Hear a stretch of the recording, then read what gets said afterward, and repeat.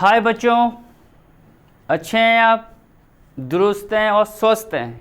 ठीक है बच्चों, और क्लास को डे बाई डे आप ज्वाइन कर रहे होंगे, ऐसा हमको लगता है। ठीक है, चलो अब बात करते हैं आगे। तो बच्चों आपको याद होगा कि इससे पिछली क्लास में हमने क्या किया था, विविध प्रश्नावली के बच्चों हमने आखिरी चैप्टर आप कह सकते हो उसके सवाल नंबर 11 तक समाप्त कर दिए थे। ठीक है बच्चों, तो आज की क्लास में हम बात करेंगे सवाल नंबर 12 से कि सवाल नंबर 12 में क्या दे रखा है, पहले उसको पढ़ते हैं और तब इसमें क्या क्या हमें करना है वो बताएंगे आपको। ठीक है, देखिए बच्चों, तो बच्चों सवाल नंबर 12 क्या है हमारा, ऐसे समुच्चय ए बी और सी ज्ञात कीजिए कि A intersection B, B intersection C और ए इंटरसेक्शन सी तीनों के इंटरसेक्शन, ठीक है बच्चों, अरिक्त समुच्चय हो। अब आपको मैंने अरिक्त समुच्चय बता रखा था, रिक्त समुच्चय सब बता रखा है, और जब हम उनका क्या निकालें बच्चों, तीनों का इंटरसेक्शन एक साथ, मतलब A intersection B intersection C, तो उसकी वैल्यू कितनी आनी चाहिए, 5 के बराबर। तो आप देखिए बच्चों क्या होगा, एक मैं पहले आपको हल्का सा हिंट देना चाहूंगा यहाँ पर कि क्या होता था बच्चों। अगर ए आपका है कोई समुच्चय, इसमें ए और बी अवयव है, ठीक है बच्चों, ए कोई समुच्चय है उसमें आपके दो अवयव हैं ए और बी, तो ये आपका होगा अरिक्त। ठीक है, अरिक्त क्यों होगा, क्योंकि ये समुच्चय जो है उसमें अवयव हैं, और किसी समुच्चय में अगर आपके अवयव नहीं आते हैं तो उसको हम क्या बोलते थे, रिक्त समुच्चय। और आपको मैं देखो मैंने ये भी बताया था कि जो बच्चों रिक्त होता है, जो बच्चों रिक्त होता है उसको किससे दिखाते थे हम, 5 से, मतलब 5 में आप समुच्चय में आपका कोई भी अवयव नहीं होगा, पूरा खाली होगा। तो बच्चों अब हमें 3 ऐसे एग्जाम्पल मानने हैं ए बी सी जहां पर ये सारे के सारी कंडीशन आपकी संतुष्ट हो जाए। देखिए कैसे होगा ये आपका। तो बच्चों ये सवाल नंबर हमारा 12 है, आप देख सकते हैं जहां पर माना कि समुच्चय, ठीक है बच्चों, माना कि समुच्चय ए बराबर, हमने ये काम ही कर लिया। देखो ए बी सी को मानना है। मैं एक बार और कहना चाह रहा हूं बच्चों, ये जो मैं एग्जांपल मान रहा हूं वो तो है ही आपके लिए, आप कुछ भी ले सकते हो, नंबर चेंज कर सकते हो, पर मेन बात यह है कि ये जो नंबर आप लेंगे समुच्चय के वो इस कंडीशंस को संतुष्ट करना चाहिए जो हमें दे रखा है। देखो माना कि समुच्चय ए में बच्चों हमने अवयव क्या ले लिया आपके, ए कॉमा बी। ठीक, आप देखेंगे समुच्चय ए में आपके दो अवयव मैंने मान लिए ए कॉमा बी, तो इसमें अवयव आ रहे हैं, मतलब ये आपका अरिक्त है। ठीक है, मतलब अरिक्त का मतलब आप समझ गए, यहां से मैंने बताया था कि इसमें आपके अवयव हैं, मतलब ये आपका खाली नहीं है। और देखो ऐसी बच्चों यहाँ आपको डैश डैश लगाना पड़ेगा, समुच्चय बी, इसमें बच्चों मैंने ले लिया बी कॉमा सी। ठीक है, ए में ए कॉमा बी में बी कॉमा सी। अब बात करते हैं बच्चों तीसरे समुच्चय की, यहां डैश डैश लगा दो आप, डैश डैश का मतलब तो आपको पता ही है,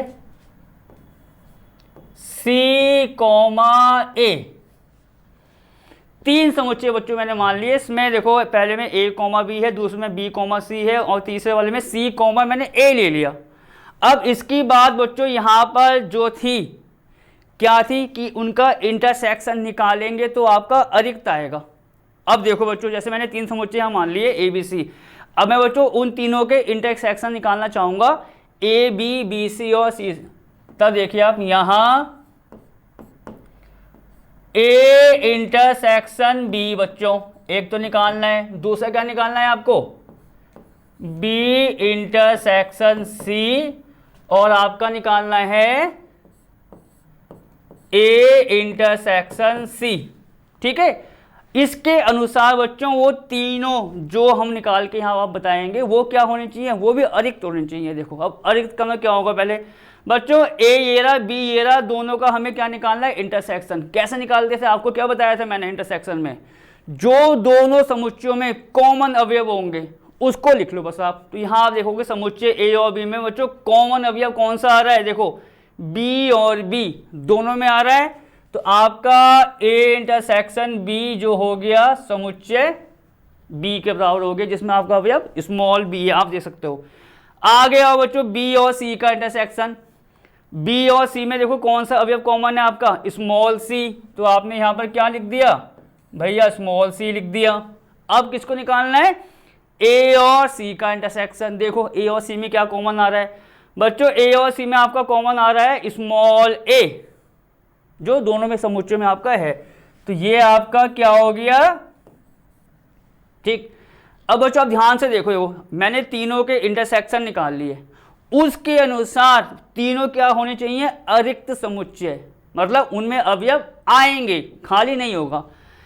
ए इंटरसेक्शन बी में बी आ गया, बी इंटरसेक्शन सी में सी आ गया, और ए इंटरसेक्शन सी में आप देखेंगे ए आ गया, तो मतलब अवयव आ रहे हैं। तो तब यहाँ पर क्या होगा बच्चों, आप यहाँ पर ऐसा लिख दो, थोड़ा सा दिखा के तीनों के लिए, कि तीनों हमारे क्या आ गए, अरिक्त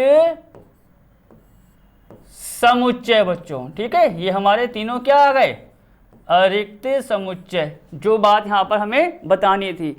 और बच्चों अब एक चीज और दिखानी है, आप देख सकते हो यहाँ पर तीनों का अगर हम इंटरसेक्शन निकालें, A intersection B intersection C, तो कह रहा है उसकी वैल्यू 5 आनी चाहिए, मतलब 5 का मतलब उसमें कोई सा भी अवयव आपका कॉमन नहीं आएगा। अब आप यहाँ देखिए, देखो हमने क्या कर लिया, A intersection B intersection C को देखते हैं भैया किसकी वैल्यू क्या आएगी, जरा उसको देखो बच्चों पहले।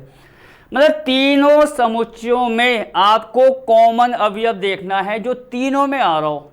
चलो देखते हैं बच्चों, अगर मैं समुच्चय ए की बात कहूँ तो उसमें ए की बात करें अगर स्मॉल ए की, तो कोई स्मॉल ए बस ए में आ रहा है आपका, ना बी में है ना सी, तो सी में आ रहा है, इसका मतलब कहाँ नहीं आ रहा, समुच्चय बी में नहीं आ रहा, तो कॉमन नहीं है वो। स्मॉल बी की बात करें, स्मॉल बी समुच्चय ए में है, चलो बी में आ रहा है पर सी में नहीं आ रहा, वो भी नहीं ले सकते।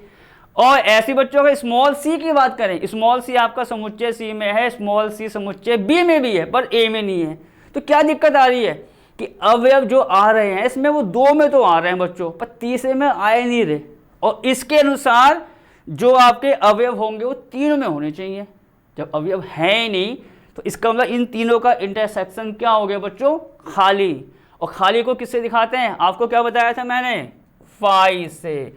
बस बच्चों यहाँ पर ये चीज़ आपकी प्रूफ हो गई, और इसी के साथ आपका सवाल जो 12वां था खत्म होता है।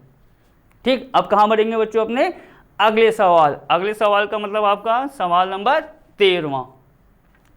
तो बच्चों पहले सवाल पढ़ते हैं कि सवाल में 13वां क्या दे रखा है। देखिए, किसी विद्यालय के 600 विद्यार्थियों के सर्वेक्षण से ज्ञात हुआ है कि 150, आप देख सकते हो, विद्यार्थी चाय पी रहे हैं, 225 बच्चों क्या पी रहे हैं, कॉफ़ी, आप देख सकते हो, और 100 विद्यार्थी चाय और कॉफ़ी दोनों पीते हैं। आपको देखो मैंने ये चीज़ इससे पिछली क्लासों में आपको पहचान के लिए बताई थी कि अगर और आ गया किसी भी सवाल में लिखा हुआ कि ये और ये, तो इसका मतलब आप समझ लो आपको इंटरसेक्शन दे रखा है। ठीक, और कम से कम आ गया या आ गया लिखा हुआ तो उसका मतलब आपको क्या दे रखा है, यूनियन। इसकी पहचान होती है थोड़ी बहुत। ठीक है, आगे बढ़ते हैं। चलो, तो हमें क्या ज्ञात करना है कि कितने विद्यार्थी ना तो चाय पीते हैं भैया और ना कॉफ़ी पीते हैं। ठीक, अब यहाँ पर आप देख सकते हो कि एक सर्वेक्षण हुआ। ठीक, कितने विद्यार्थियों का हुआ बच्चों, टोटल कितने विद्यार्थियों का उन्होंने यूज़ किया, कितने विद्यार्थी लिए, 600। तो 600 से आप कह सकते हो कम ही पर हम सर्वे करेंगे, मतलब 600 से कम पर, 600 से ऊपर जा ही नहीं सकते। तो 600 बच्चों यहाँ किसका काम करेगा, सार्वत्रिक समुच्चय का, मतलब कैपिटल यू। और बाकी बच्चों देखो चाय पीने वाले विद्यार्थी दे रखे हैं, कॉफ़ी, हम उनको मान लेंगे। अब देखिए कैसे, जैसा आपको मैंने बताया था। तो यहाँ बच्चों आप देखो हल लिखेंगे, तो हम पहले क्या लिखेंगे बच्चों, माना कि, ठीक है बच्चों, क्या मान के चल रहे हैं, माना कि विद्यालय के,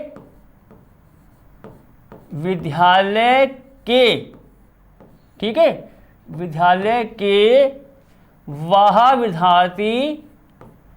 विद्यालय के बच्चों क्या, वह विद्यार्थी जिन पर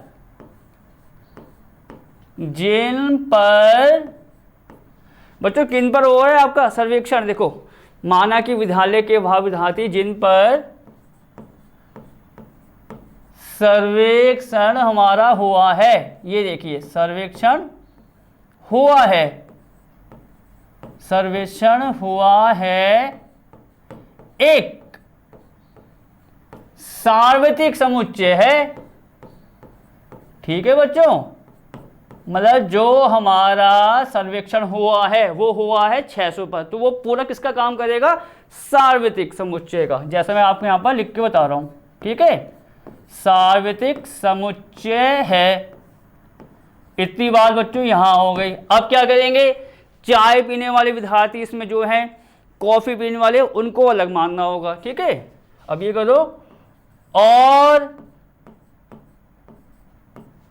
समुच्चय, ठीक है बच्चों, और समुच्चय ए, बच्चों मैंने इसको ए मान लिया। ठीक है, और समुच्चय ए चाय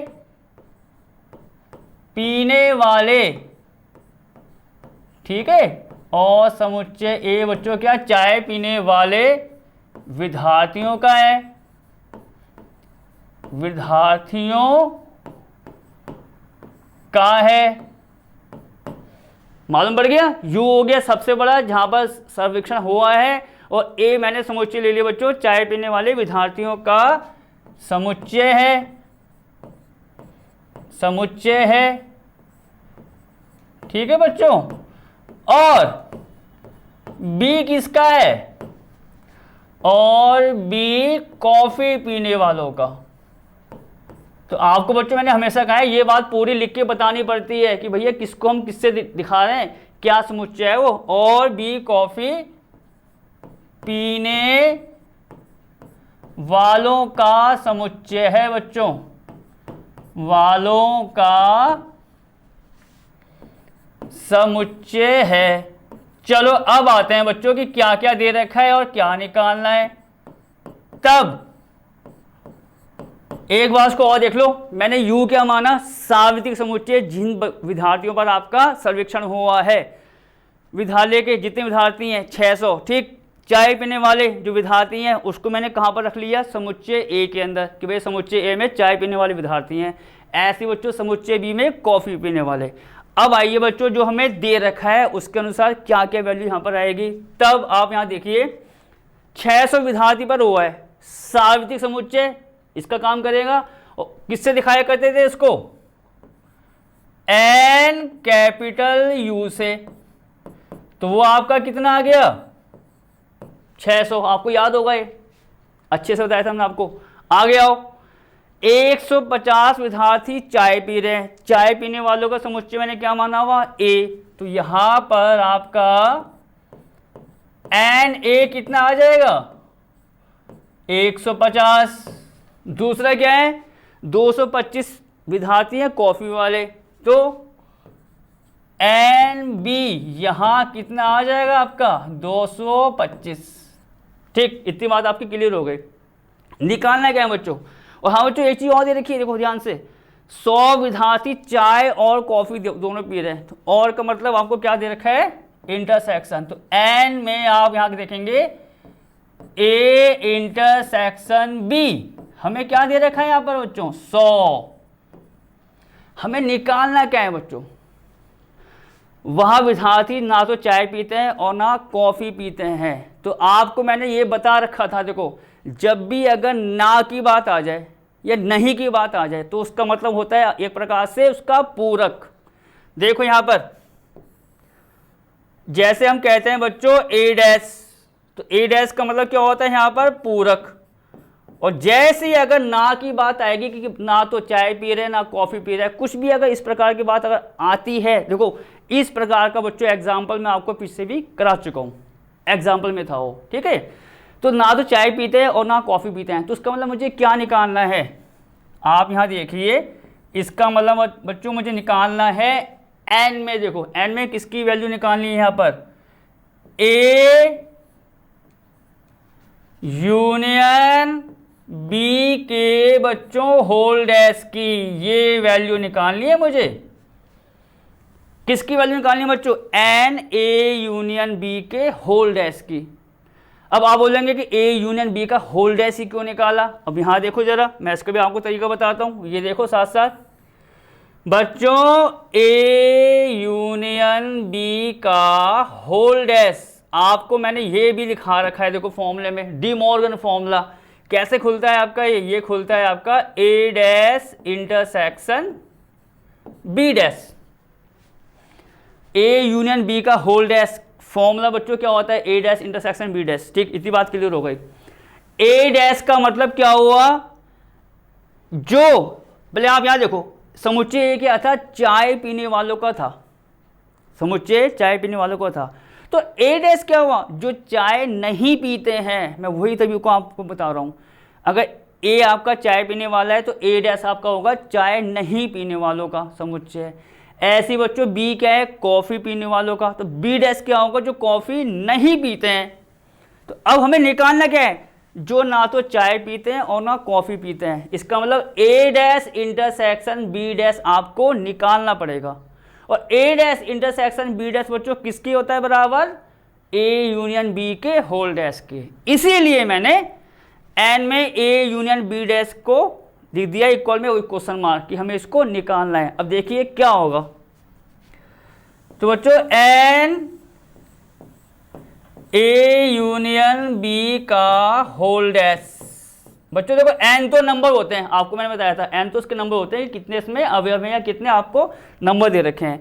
एन तो बच्चों ऐसे ही रहेगा, ए यूनियन बी का होल डैश। देखो आपको मैं ये भी बताना चाहूंगा, ये सब कुछ बच्चों आपको याद है, अगर मुझे ए डैश निकालना होता था तो क्या निकालते थे, कैपिटल यू माइनस का ए करते थे। सब फॉर्मूले आपको लिखा रखे हैं, देखो आप चाहो दे सकते हो। ए डैश क्या होता है हमारा, u माइनस का ए। तो इसका मतलब यहाँ पर क्या हुआ आपका कि n में अगर हम a यूनियन b का होल डैश निकालेंगे तो क्या बन जाएगा ये आपका n कैपिटल U और माइनस का बच्चों n में कितना a यूनियन b। इसको आप अभी ऐसे रहने दो, माइनस का साइन। ठीक, होल डैश होता है यहां से देखो, अगर ए डैश है तो होता है u माइनस का a, तो होल डैश आ रहा है तो हो जाएगा एन यू माइनस का एन ए यूनियन बी। इतनी बात खत्म। अब बच्चों फिर फॉर्मूला आ गया एन में ए यूनियन बी का फॉर्मूला, जो आपको दो फॉर्मूले दिखाए थे इससे हमने पिछली क्लासों में बच्चों। तो क्या होता है आप देखोगे तो याद आ जाएगा, क्या होता था वो, N A plus N B minus का बच्चों कितना एन ए इंटरसेक्शन बी। आप तसल्ली से देख सकते हो जब हमने कराया था बच्चों ये कि भैया ये फॉर्मूला होता है, और एक फॉर्मूला और होता था जो लंबा वाला, इसमें ए बी और सी आते हैं। ठीक है, चलो बच्चों सबकी वैल्यू ऊपर से रख दो बस। अब सबकी वैल्यू देखो यहाँ पर क्या आएगा, एन यू कितना है आपका 600 भैया, एन यू आपका आ गया 600 माइनस का, अब आगे बढ़ते हैं एन ए कितना है आपका 150। और हाँ बच्चों मैं तो कह रहा हूँ यहाँ माइनस का साइन अभी बाद में खोलेंगे। ठीक है, एन ए कितना है 150, एन बी कितना है आपका 225 और माइनस का बच्चों इंटरसेक्शन कितना दे रखा है आपको 100। आइए देखो 600 तो यहाँ पर है ही, माइनस बच्चों पहले इसको जरा जोड़ लेते हैं और फिर 100 को हम इसमें माइनस कर देंगे, या कुछ भी कर लो, ये तो सिंपल तरीका है आपको पता होगा। इसको मैं ऐसा लिख दूं, देखो एक ही तो बात है, 150 मैंने बच्चों पहले यहाँ लिख लिया, 225 में से आप चाहो तो उसको पहले माइनस कर दो, कोई दिक्कत नहीं है। तो देखो 225 से बच्चों उसको माइनस करेंगे 100 को, कितना आएगा आपका 125, ये आ गया। आगे बढ़ो भैया 600 माइनस, अब बच्चों दोनों को जोड़ना होगा मैं 150 और 125 को, कितना आएगा आप देख सकते हो 275। ये आपका कितना आ जाएगा बच्चों यहाँ से 275। अब 600 में से इसको माइनस कर देंगे हम, इसको 275 को। तो आप चाहो तो ये काम यहाँ कर लो, 600 में से बच्चों किसको माइनस करना है 275 को। देखो कितना आएगा 10 में से 5। ठीक, यहाँ 9 बज गया बच्चों, 7 को माइनस करेंगे 2 आ गया। अब यहाँ आपका कितना हो जाएगा 5 बचेगा, ये 325। तो बच्चों पूरा जो आ रहा है सॉल्व करके वो 325 आ रहा है आपका, ठीक है। 325 600 माइनस 275 को करने पर, तो ये इसका आंसर है कि भैया इतने बच्चे ऐसे हैं जो ना तो कॉफ़ी पीते हैं और ना चाय पीते हैं। बस इसी लाइन के साथ बच्चों आपका सवाल यहाँ पर होता है ख़त्म। सिंपल सवाल था, जो जो दे रखा है बच्चों उसको लिखते जाओ, और जब आता है विद्यार्थी ना तो चाय पीते हैं ना तो वो, तो क्या करना है आपको, यहाँ मैंने आपको सब बता दिया कि वो निकालना होगा आपको नंबर ए यूनियन बी का होल डैश, क्योंकि होल डैश का फॉर्मूला होता है A dash intersection B dash. तो ए डैश का मतलब जो चीज़ ए में थी वो ए डैश के लिए नहीं होती है, ठीक है। चलो अब आप बढ़ते हैं, आगे देखते हैं बच्चों आगे क्या है हमारा। सवाल 14वां आप देखेंगे यहाँ पर, सवाल 14वां क्या है पहले उसको देख लेते हैं एक बार कि क्या क्या हमें दे रखा है और क्या क्या हमें इसमें निकालना है बच्चों, ठीक है। चलो सवाल क्या है बच्चों देखते हैं पहले। विद्यार्थियों के एक समूह में, ठीक, 100 विद्यार्थी बच्चों हिंदी बोलने वाले हैं, 50 विद्यार्थी अंग्रेजी तथा 25 विद्यार्थी दोनों भाषाओं को जानते हैं। मतलब एक विद्यालयों का समूह होगा बच्चों, उसमें हमें नंबर दे रखे हैं कि भैया हिंदी इतने बोलते हैं, अंग्रेजी इतना बोलते हैं, और 25 बच्चे बच्चों ऐसे हैं जो दोनों भाषा को जानते हैं, हिंदी और आप कह सकते हो किसको, अंग्रेजी को। आगे बढ़ते हैं। विद्यार्थियों में से प्रत्येक या तो हिंदी या अंग्रेजी जानता है, मतलब जितने विद्यार्थी हैं बच्चों उसमें से प्रत्येक या तो हिंदी जानता है या अंग्रेजी जानता है, ठीक। इतनी बात भी क्लियर हो गई। तो निकालना क्या है बच्चों, समूह में कुल कितने विद्यार्थी हैं। अब बच्चों हमें कुल निकालना है, कुल, कि भैया पूरे ग्रुप में या पूरे समूह में कितने विद्यार्थी हैं। तो इसका मतलब क्या हुआ बच्चों, हमें क्या निकालना होगा, हिंदी और अंग्रेजी जानने वाले विद्यार्थियों का यूनियन। क्योंकि आपको मैंने ये चीज़ बताई है कि अगर हमें कुल की बात आ गई या कम से कम की बात आ गई, पहचान बच्चों, तो हमें क्या निकालना होता है बच्चों उसमें, यूनियन। क्योंकि यूनियन में होता क्या है बच्चों, यूनियन में आपको पता है कि टोटल चीज़ें आती हैं। मान लो दो समुच्चय हैं आपके पास, कौन कौन से, ए और बी दो समुच्चय हैं। अब उसका मैं यूनियन निकालता हूँ, तो यूनियन कैसे निकालते थे कि भैया समुच्चय ए के समुच्चय बी के सारे अवयव आएंगे और जो दोनों में है वो एक बार लिखा जाता है। तो मतलब सारे उसके अवयव आ रहे हैं, समुच्चय ए और समुच्चय बी के। तो यहाँ पर बच्चों अगर कह रहा है समूह में कुल कितने विद्यार्थी हैं, तो कुल का मतलब हमें हिंदी जानने वाले और अंग्रेजी जानने वाले दोनों विद्यार्थियों की संख्या निकालनी है, और दोनों विद्यार्थियों की कुल संख्या का मतलब क्या निकालना है, यूनियन। तो अब देखिए बच्चों जो दे रखा है पहले उसके अनुसार इसको हमें मानना पड़ेगा, और तब बताएंगे आपको कि कैसे कैसे इसको सॉल्व करना है। तो सबसे पहले हम क्या मानेंगे, माना कि, ठीक है बच्चों, क्या माना कि समूह में, माना कि समूह में हिंदी जानने वाले, ठीक है, समूह में हिंदी भाषा को, आप ये लिखो तो ज़्यादा बेस्ट है, हिंदी भाषा को जानने वाले, ठीक है बच्चों, जानने वाले, यहां क्या आ जाएगा बच्चों, विद्यार्थियों का, विद्यार्थियों का समुच्चय बच्चों ए है, समुच्चय क्या है बच्चों, ए है। तो यहां तक मालूम पड़ गया आपको क्या लिखा है मैंने, कि जो समूह है उस समूह में हिंदी भाषा को जानने वाले जो विद्यार्थी हैं उसका समुच्चय हमारा ए है, ठीक है। देखो विद्यार्थियों का समुच्चय ए है। अब बच्चों इसी प्रकार क्या करना होगा हमें, देखो, और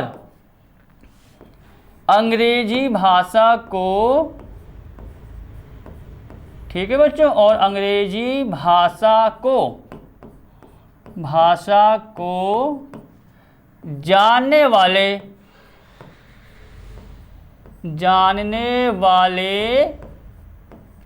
विद्यार्थियों का, ठीक है बच्चों, विद्यार्थियों का समुच्चय क्या मान लेंगे हम, बी मान लेंगे। तो ये तो आपको पता है, हमें मानना ही पड़ता है। समुच्चय क्या है बच्चों, बी है। अब आइए देखो, तब तो यहाँ पर एक बार हल्का सा और समरी मान लेते हैं कि एक समूह था, उसमें हिंदी जानने वाले जो विद्यार्थी हैं उसका समुच्चय मैंने ए मान लिया और अंग्रेजी वाला बी मान लिया। इतनी बात बच्चों हमने यहाँ पर लिख के बता दी। अब क्या क्या हमें दे रखा है उसको देखेंगे। आप देखिए बच्चों, 100 विद्यार्थी हिंदी जान रहे हैं, हिंदी वालों का समुच्चय मैंने यहाँ पर क्या माना, ए। तो आप यहाँ देखेंगे कि एन ए हमें कितना दे रखा है बच्चों, यहाँ से 100। दूसरे बताओ, 50 विद्यार्थी अंग्रेजी जानते हैं, तो उसका मतलब एन बी कितना हो जाएगा आपका, ये एन बी बच्चों ये आपका हो जाएगा 50, जैसा आप देख सकते हैं दे रखा है। और बच्चों आगे क्या है कि अंग्रेजी तो हो गया, 25 विद्यार्थी दोनों भाषाओं को जानते हैं, मतलब हिंदी और अंग्रेजी। और आगे देखो, हिंदी और अंग्रेजी को जानते हैं, तो और का मतलब क्या दे रखा है हमें, ये इंटरसेक्शन।